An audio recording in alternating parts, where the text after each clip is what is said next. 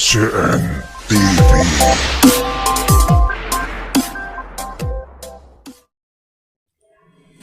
Assalamualaikum para sedulur. Hari ini saya akan menampilkan tayangan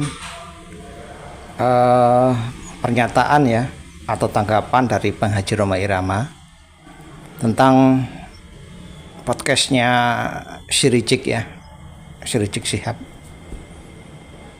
Karena Si Rizik ini bukannya bertobat, bukannya mengakui tentang nasabnya palsu, kemudian kembali kita bersatu lagi ya. Mohon maaf kepada seluruh masyarakat Indonesia karena telah buat gaduh. Harusnya kan seperti itu. Kalau dia melakukan itu ya sudah clear gitu loh. Kita maafkan, kita kembali bersama-sama membangun negeri ini bersama, kan gitu. Ternyata tidak.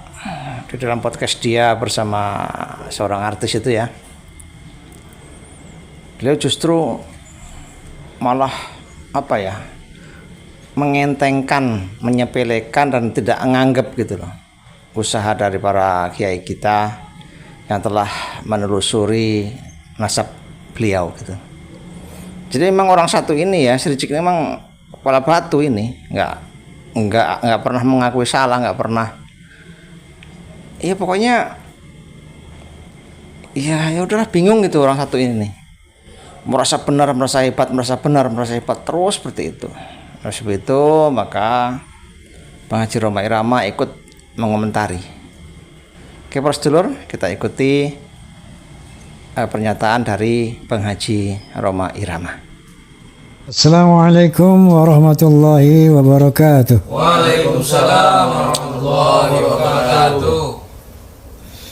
Bismillahirrahmanirrahim. Innal hamdalillah nahmaduhu wa nasta'inuhu wa nastaghfiruh wa na'udzu billahi min shururi anfusina wa min sayyiati a'malina. May yahdihillahu fala mudilla lahu wa may yudlil fala hadiya lahu. Asyhadu an la ilaha illallah wahdahu la syarika lahu wa asyhadu anna sayyidana wa nabiyyana Muhammadan abduhu wa rasuluh la nabiyya ba'dah. Amma ba'd. Sebagaimana biasa, saya ingin menyapa fans of Rhoma and Soneta, Forza, kemudian PAMDI, Persatuan Artis Musik Dangdut Indonesia, Fahmi Tamami, Forum Silaturahmi Ta'mir Masjid dan Mushola Indonesia, kemudian Perjuangan Wali Songo Indonesia, Laskar Sabilillah, PWILS, dan juga pejabat Persatuan Pengacara dan Jawara Bela Umat, PIN, Perisai Idaman Nasional, tentunya juga Klaners, dan semua saja yang menyaksikan podcast ini, rahimakumullah. Apa kabar semuanya? Baik? Alhamdulillah khair. Ini kali ini bukan terpaksa ya. Apa istilahnya lebih tepat? Seharusnya. Nah itu. Saya membahas masalah Mbak Alawi kembali ini. Karena dalam rangka menyikapi podcastnya Ustadz Rizik Shihab pada suatu podcast yang menurut saya ini tidak fair dan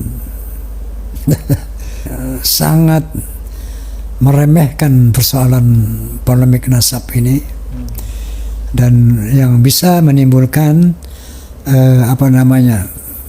tuduhan yang tidak fair terhadap orang-orang yang katakanlah mengkritisi kebenaran nasab Mbak Alawi. Oke, kita lihat dulu bagaimana statement beliau ini. Kalau kita bicara soal nasab, ini kan bagian daripada ilmu yang memang di dalamnya tidak lepas dari ijtihad, ya kan? Dari catatan-catatan sejarah dan seterusnya, yang tentunya dalam ijtihad maupun dalam catatan sejarah ada perbedaan-perbedaan di antara ulama-ulama ahlinya. soal habaib lah kita katakan. Iya. Kalau ada kelompok yang nggak percaya habaib itu turunan Nabi, nggak ada masalah. Itu hak dia. Hak dia. Ya sama seperti tadi berarti ya.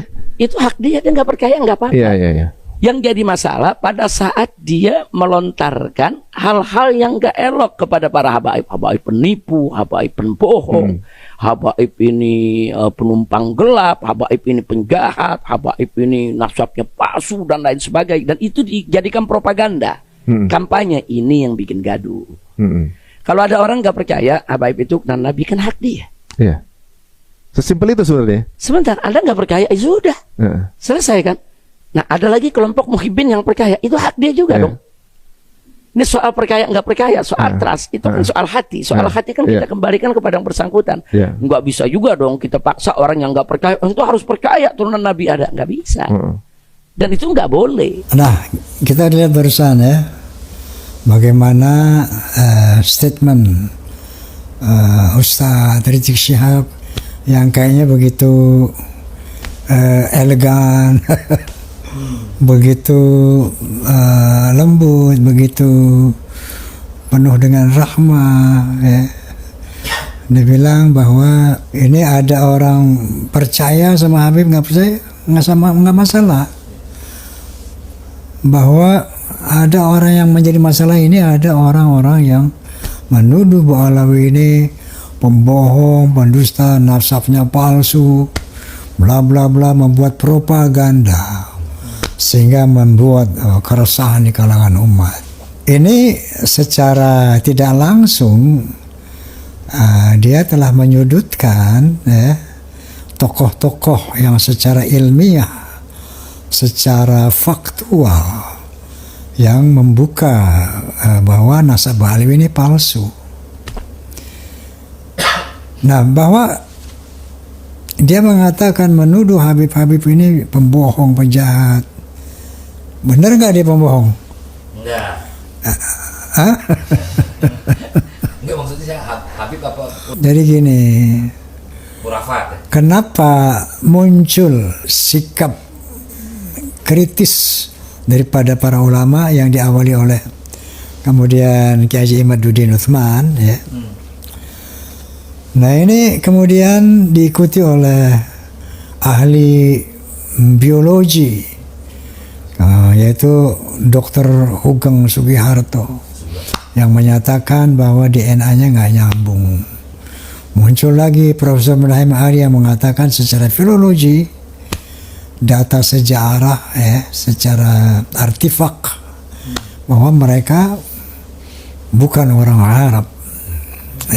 Nah, jadi kenapa ini muncul tesis Kiai Imaduddin dan para ulama semuanya? Kenapa ahli biologi muncul? Kenapa ahli biologi muncul? Karena adanya, ini loh, karena adanya tindakan-tindakan, perlakuan dari habaib yang memang satu merusak akidah umat Islam. Contohnya apa? Dengan mengglorifikasi leluhur-leluhurnya, ya, bahwa yang viral itu faqih muqaddam mi'raj 70 kali satu hari. Kemudian ada yang bisa memadamkan api neraka, ada yang bisa menurunkan hujan susu, ada yang bisa menurunkan rantai emas. Ini khurafat-khurafat yang bisa merusak akidah umat. Satu, menyebarluaskan khurafat-khurafat ini. Tujuannya untuk membuat pendengar ini yang tidak menggunakan akal sehat akan begitu terpengaruh dan akhirnya tunduk patuh taat karena kehebatan leluhur mereka.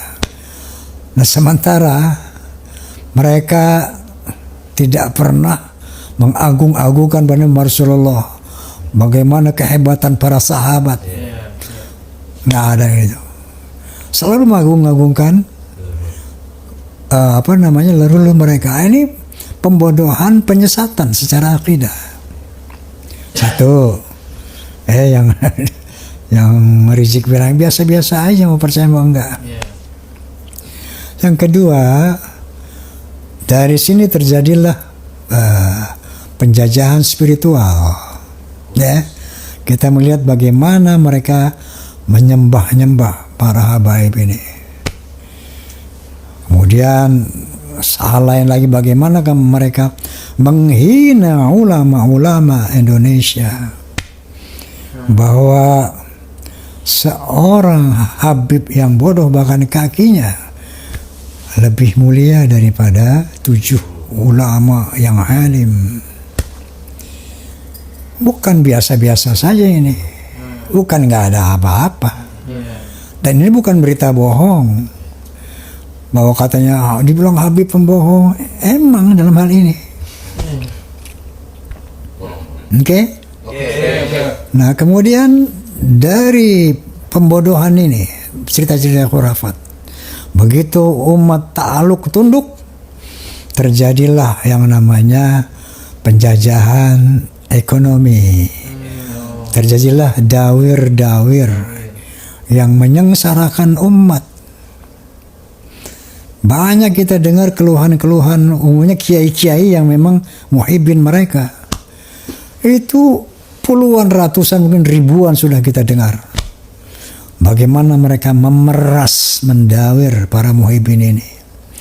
Dengan dalih, kalau tidak ngasih saya, nggak dapat syafaat dari Nabi. Bahkan saya tidak akan beri syafaat. Ini kan luar biasa. Sampai terang-terangan di depan rumah, kamu berapa? Buat Rasulullah nih, 100 juta. Kamu berapa? 50 juta. Ini hasil daripada pendawiran apa? Pembodohan tadi. Khurafat-khurafat itu. Maka terjadilah suatu kekaguman umat dan percaya mereka ini turunan Nabi. Dimanfaatkanlah untuk masalah ekonomi mereka. Mereka ingin dimuliakan lebih dari pribumi. Padahal Allah SWT berkali-kali menegaskan, inna akramakum indallahi atqakum. Ketinggian derajat manusia di sisi Allah adalah takwamu. Kemuliaan manusia takwa. Wa qala ta'ala yadan yarfa'illahu alladhina amanu minkum walladhina utul ilma darajat. Allah akan memuliakan, meninggikan derajat orang yang beriman dan berilmu, bukan yang bernasab. Nah, mereka mengatakan lagi, itu orang alim kenapa dikatakan lebih rendah dari habaib yang bodoh sekalipun dia gila? Karena ilmu orang-orang itu, kalau dia gila ilmunya hilang. Tapi yang namanya habib, begitu ilmunya hilang, zatnya tetap lebih mulia.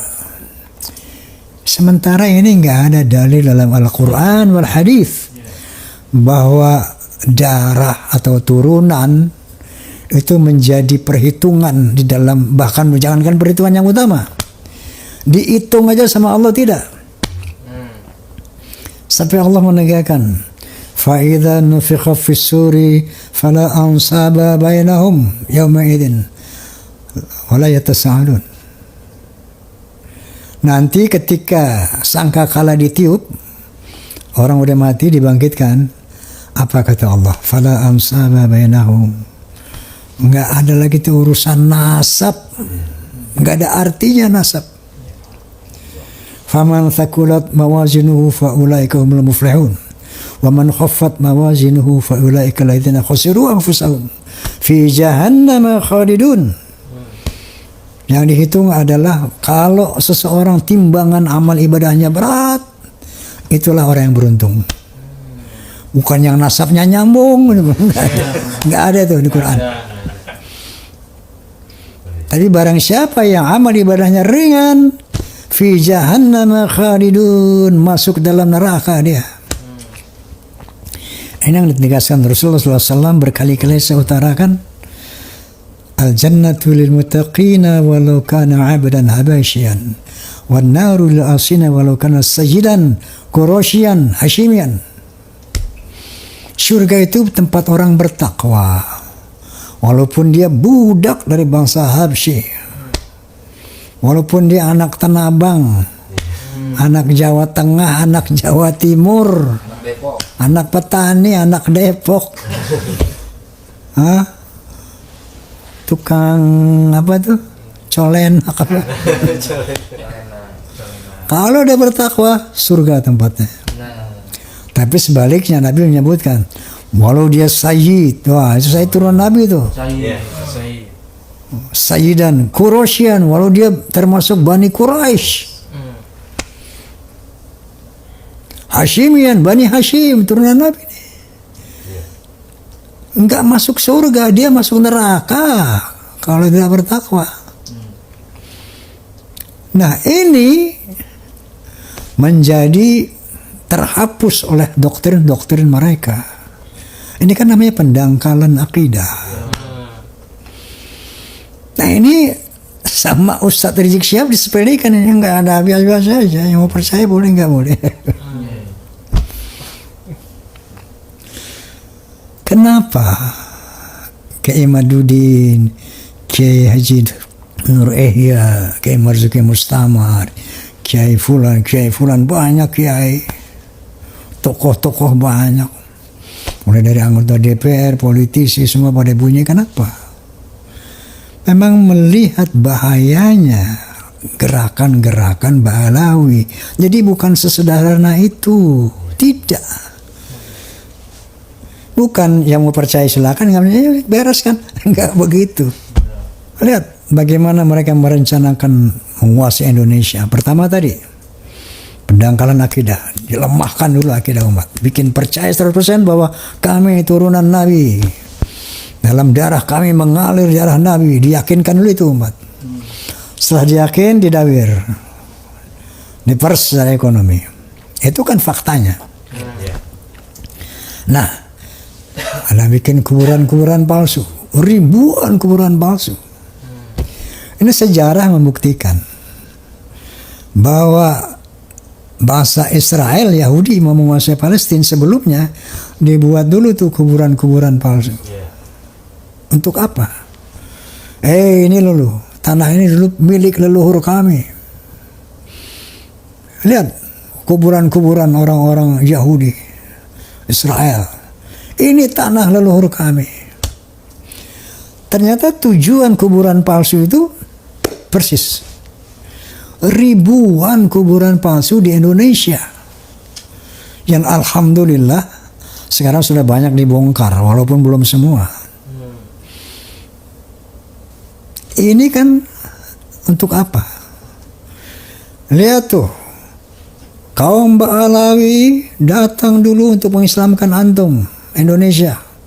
Kalau kita nggak datang, ente masih menyembah pohon. Kalau aneh nggak datang, ente masih dijajah Belanda. Kamilah yang mengislamkan Anda. Lihat tuh kuburan-kuburan tuh, leluhur kami tersebar di mana-mana. Itu bukti bahwa leluhur kami dulu telah berada di sini. Kan itu tujuannya. Apa ini sederhana? Nah, dari sana kuburan palsu tujuannya untuk apa? Bahwa itu tadi, akhirnya mereka bisa ngomong Jawa milik pintu Aulia Tarim, markasnya Ba'alawi. Jawa milik Aulia Tarim. Setelah dibuatnya kuburan-kuburan palsu, dia pernah mengatakan gitu. Kemudian selanjutnya apa yang dibilang? Indonesia milik Aulia Tarim. Apakah ini soal biasa-biasa saja? Apa ini sepele? Apa ini sederhana? Sebagaimana Rizik Syihab bilang, seakan-akan ini soal kecil kok, yang percaya silakan, ini gitu. Enggak begitu, Ustaz. Masya Allah. Jadi seakan-akan kita yang tertuduh ini. Yang memberikan pencerahan kepada umat tertuduh. Mereka membuat propaganda. Nanti propaganda itu hal yang bohong, yang nggak benar. Kita sebarkan untuk memprovokasi. Kemudian hal lain, bahwa umat harus tahu ketika ada orang yang mengaku Nabi, cucu Nabi, Dia harus mampu membuktikan dirinya dengan apa? Data sejarah, data DNA, kemudian data-data apa namanya, manuskrip, data filologi. Ini semuanya nggak terpenuhi. Kenapa ini dikejar oleh para ulama yang peduli terhadap umat dan bangsa Indonesia? Kalau enggak, ini bahaya. Kalau mereka tidak dibuka kedoknya, ini berbahaya untuk umat dan bangsa Indonesia. Jadi tidak sesederhana itu, Ustadz. Ini masalah besar untuk umat dan bangsa. Jangan disederhanakan. Iya, yang percaya Habib silakan, yang nggak percaya silakan, nggak ada masalah. Kan lain. Setelah ini terbongkar semuanya, bahwa secara manuskrip, ilmu nasab, data sejarah dari abad ke-4 sampai abad ke-9 tidak terbukti Ubaidillah yang mereka akui itu eksistensinya. Tes DNA, kan beliau sendiri yang bilang, ayo tes DNA, ayo tes DNA. Mestinya sebelum ngomong begitu, tes DNA dulu ente Ustaz.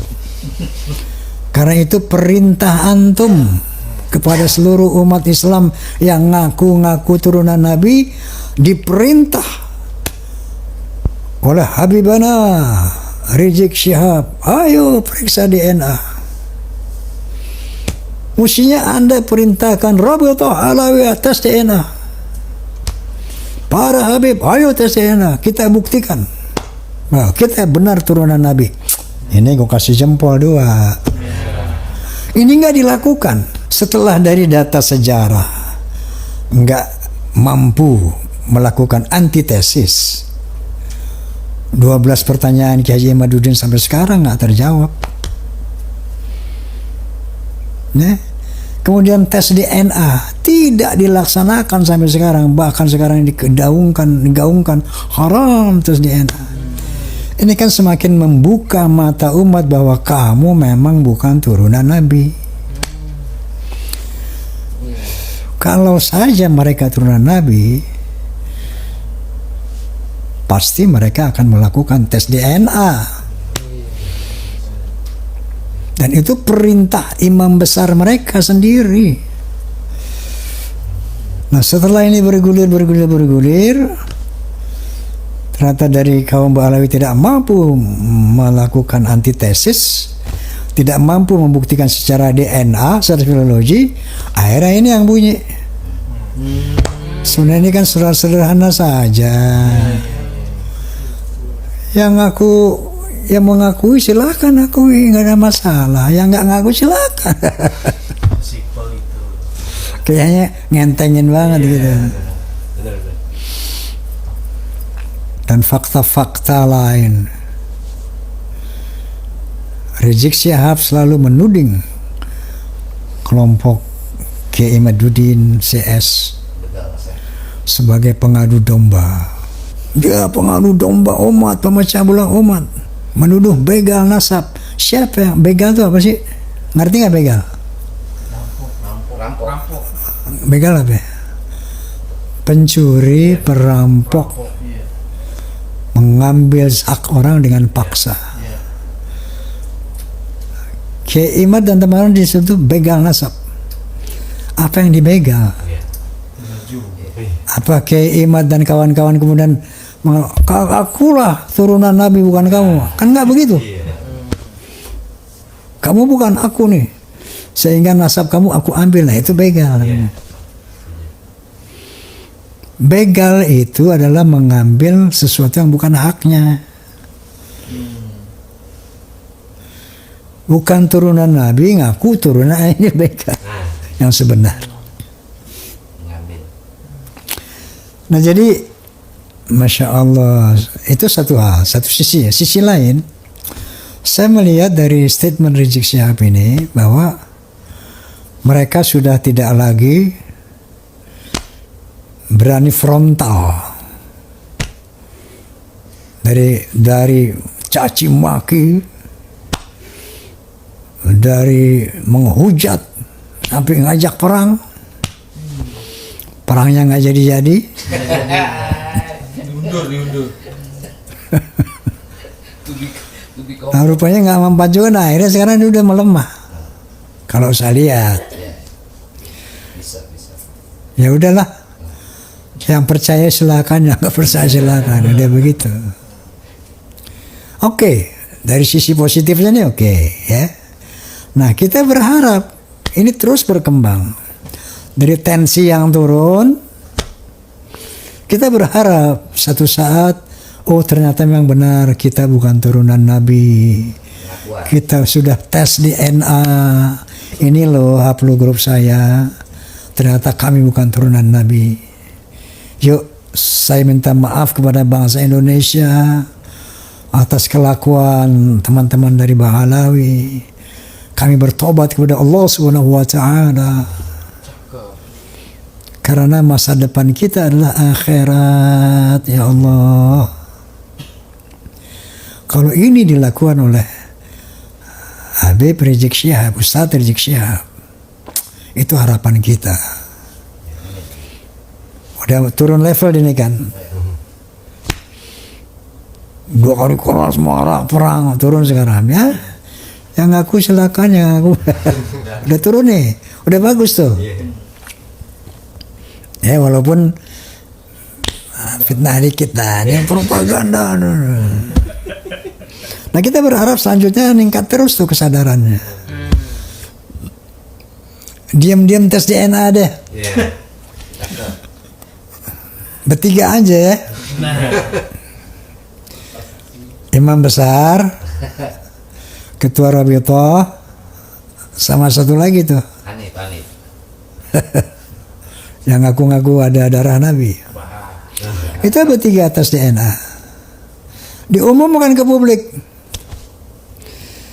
Wahai umat Islam, kami bertiga telah tes DNA. Nih hasilnya. Ternyata kita turunan Nabi J1. Atau ternyata kita bukan turunan Nabi G haplogrup kita. Kalau kita turunan Nabi, yuk kita berakhlakul karimah sebagaimana akhlak Rasulullah. Kan begitu. Kita turunan Nabi, yuk kita berakhlak sebagaimana akhlak Rasulullah. Begitu kita G, kita bertobat kepada Allah Subhanahu wa taala. Minta maaf kepada bangsa Indonesia. Yang setelah dihina, dihujat, direndahkan, didawir. Barulah kita ngopi bareng lagi. Ya enggak? Kalau perlu main orkes lagi bareng-bareng. Teman main orkesnya dulu ya Habib-Habib, yang joget juga Habib-Habib. Balik lagi kayak dulu, berteman lagi kan asik. Kalau sudah jelas status kita, nggak ada lagi tuh kasta-kasta. Asik kan? Sesuai dengan terminologi Islam. Inna akramakum indallahi atqakum. Masya Allah. Ketinggian derajat kita insya Allah takwa kita. Nasab nggak berlaku di akhirat. Dan baru sekarang mantunya Ustadz Rizik ini berani bisa ngomong. Ada membanggakan nasab, nggak ada artinya itu nasab di sisi Allah gitu kan. Dan dia menegaskan lagi bahwa nggak ada artinya itu nasab, ngaku-ngaku nasab, nggak ada artinya itu. Nah kalau nasabnya nyambung, buktinya tuh Abu Lahab, Abu Jahal masuk neraka yang ngaku-ngaku nasabnya nyambung. Jadi di hadis itu Nabi sebut al-fakhru fil ahsab, membangga-banggakan nasab juga perbuatan jahiliyah. Begitu tegaskan tuh di mana-mana. Sombong dengan nasab, membangga-banggakan nasab, bahkan mengandalkan nasab sampai nggak beramal soleh, nggak berilmu itu perbuatan jahiliyah jelas. Kalau gara-gara nasab orang bisa mulia, Abu Lahab paman Nabi, bos. Jadi ada satu perubahan yang luar biasa ya. Ya, bertolak belakang antara dulu dan sekarang. Oke lah, kita syukuri ini, oke?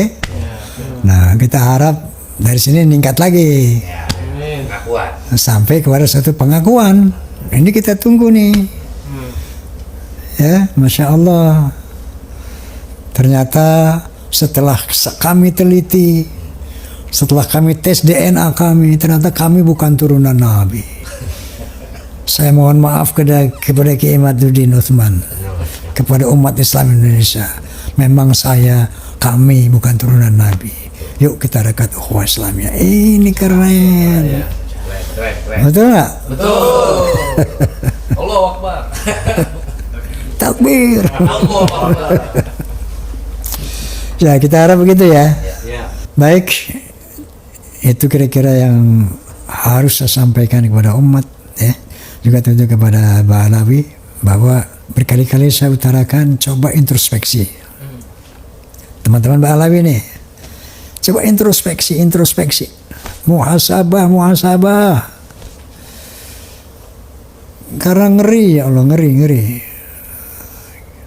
Kalau kita nggak periksa keberadaan kita ini dengan benar sementara ada polemik, kita betul-betul menutup kebenaran dengan ego yang akan merugikan kita sendiri. Ya semoga tensi strategik yang udah mulai turun terus sampai kepada pengakuan kami bukan turunan Nabi. Yuk kita bersaudara lagi. Wallahul muwaffiq ila al-thoriq.